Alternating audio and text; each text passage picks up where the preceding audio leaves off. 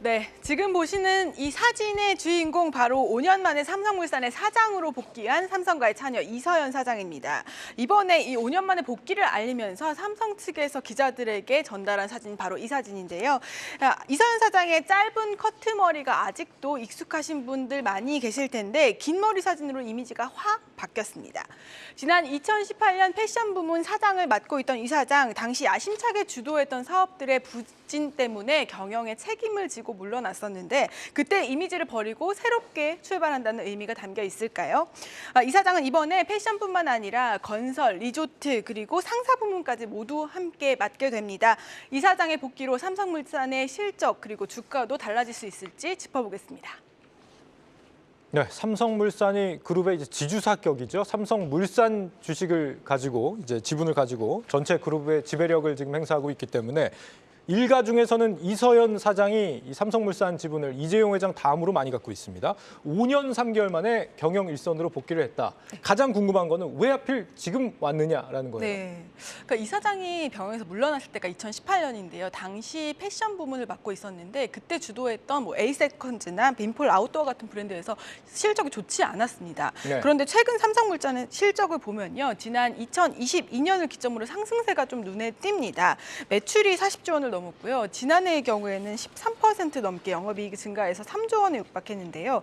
앞으로도 큰 변수가 없는 한 호실적이 지속될 것으로 보여서 이 부진한 경영자 이미지를 탈피하기에 지금의 최적이다라는 판단이 됐다는 그런 분석이 있습니다. 실적이 좋았군요, 최근에. 네. 이서연 사장이 미국의 예술 명문대잖아요. 어디죠? 파슨스 대학교, 파슨스 스쿨. 여기를 지금 나왔기 때문에 그러니까 패션 분야에선 전문가가 맞습니다. 근데 상사 또 뭐 건설 이런 쪽까지 다 도맡는다고요? 네, 그렇습니다. 삼성물산에 아시다시피 다양한 사업부가 있는데요. 네. 건설, 상사, 패션, 리조트까지 맡게 되는데 매출 부진에서는 건설 부문이 좀 가장 큽니다. 패션 부문은 5%에 불과하고요.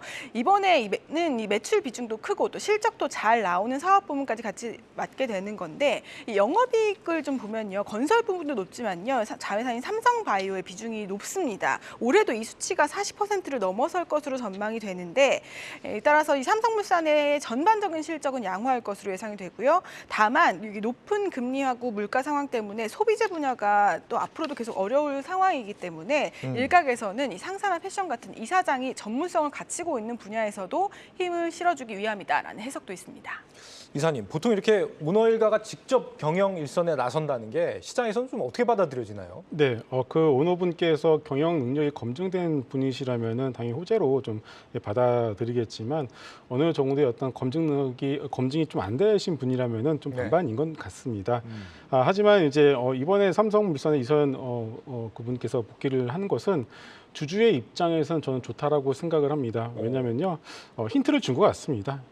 삼성과 세 자녀 중에서 어떻게 보면 입지가 제일 약간 좀 낮은 상황이었지 않겠습니까? 그런데 올해 정부의 본격적인 저PBR 정책과 그리고 삼성물산 내에서 삼성바이오로직스의 어떤 실적과 더해 본다면 올해 삼성물산의 주가 흐름은 상당히 좀 우호적으로 흘러갈 것으로 좀 전망을 해볼 수 있습니다. 그렇다면은 삼성 이 타이밍에 이서연 씨께서 복귀를 하신다라면은 주가가 올라간다라면 결국 이서연 씨의 어떤 경영 능력에 대해서 어느 정도 약간 좀 우호적인 평가를 받을 가능성이 높고 주주분들 입장에서도 주가 올라 좋아하는 그렇기 때문에 서로가 윈윈할 수 있는 그런 결과가 올해는 좀 펼쳐질 가능성이 높다라고 이렇게 보고 있기 때문에 어쨌든 간에 지금 삼성물산의 어떤 이분의 복귀는 좀 주주의 입장에서는 긍정적으로 보셔도 좋을 것 같습니다. 밸류업의 관점에서 특히 좀 긍정적으로 본다 이런 말씀이신데 건설 비중이 특히 좀 높다면서 사업에서. 네네네. 그런데 요즘에 뭐 부동산 경기도 어렵고 그렇다는데 삼성물산은 괜찮은 거예요? 네, 요즘에 문제가 되고 있는 것은 이제 부동산 PF나 아파트 미분양인데요. 삼성물산은 좀 여기서 거리가 멀어 보이기는 합니다.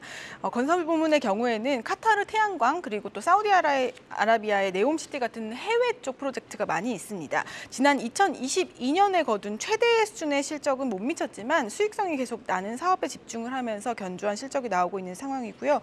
삼성물산은 앞으로도 이 북미나 호주, 중동 지역의 태양광 같은 친환경 에너지 분야 수주 프로젝트를 돈이 되는 분야, 기술력이 필요하고 돈이 되는 분야에 집중한다는 계획입니다. 이번에 삼성물산이 이 밸류업 이슈랑 관련해서 굉장히 좀 주목을 뜨겁게 받았는데 주총 때 뭐 고성도 오가고 막 그랬다면서요? 네, 그렇습니다. 이게 삼성물산이 사실 이 자사주 소각 같은 주주환원 정책을 밝히긴 했었는데요. 네. 그런데 문제는 이렇게 배당이 적다는 평가가 있었기 때문에 행동주의 펀드하고 이제 싸우게 된 건데요. 시장에서는 회사 이익이 상승한 것만큼이나 이 배당 성향도 추가적으로 좀 올려야 한다라는 평가가 있습니다. 따라서 이서연 사장이 경영에 복귀한 이후에 실적 외에도 이 주주환원 정책에도 큰 변화가 있을지 주목되고 있는 상황입니다.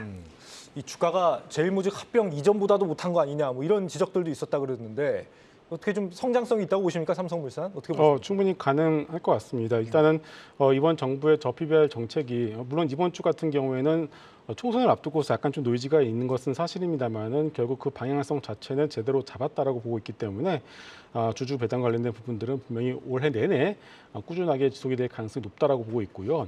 결국 성장 동력이 중요할 수밖에 없는데 앞서 우리가 영업이익에서 봤듯이 삼성바이오로직스가 차지하는 비중이 상당히 크지 않겠습니까? 그런데 네.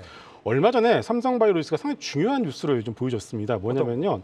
13년 만에 처음으로 신약 개발에 나선다라고 뉴스를 좀 보여줬어요. 이게 뭐냐면은 셀트리온도 그렇고 삼성바이오로직스도 외국인들이 그렇게 좋아하지 않은 종목입니다. 왜냐하면은 글로벌 PO인 론자와 대비해서 보면 상당히 비쌉니다. 이게 비싸기 때문에 그렇게 큰 어떤 밸류에이션 받지 못하고 있는데 그것을 넘어서기 위해서는 결국 신약 개발이라는 어떤 파이프라인이 필요하다라고 판단을 한 것 같습니다. 아마 이 부분은 셀트리온도 비슷할 것 같아요. 그래서 삼성바이오로직스가 이제 본격적으로 신약 개발에 뛰어든다라면은 삼성바이오로직스의 멀티플이 올라갈 수밖에 없고 그렇다면 자연스럽게 삼성물산의 주식 가치 역시 또 올라갈 수밖에 없기 때문에 결국은 이 부분들은 긍정적으로 주가에 작용할 수 있다고 보고 있습니다. 네, 삼성물산의 성장성 좀 높다 이렇게 판단하고 계신 것 같습니다. 지 기자 오늘 마지막으로 주제는요?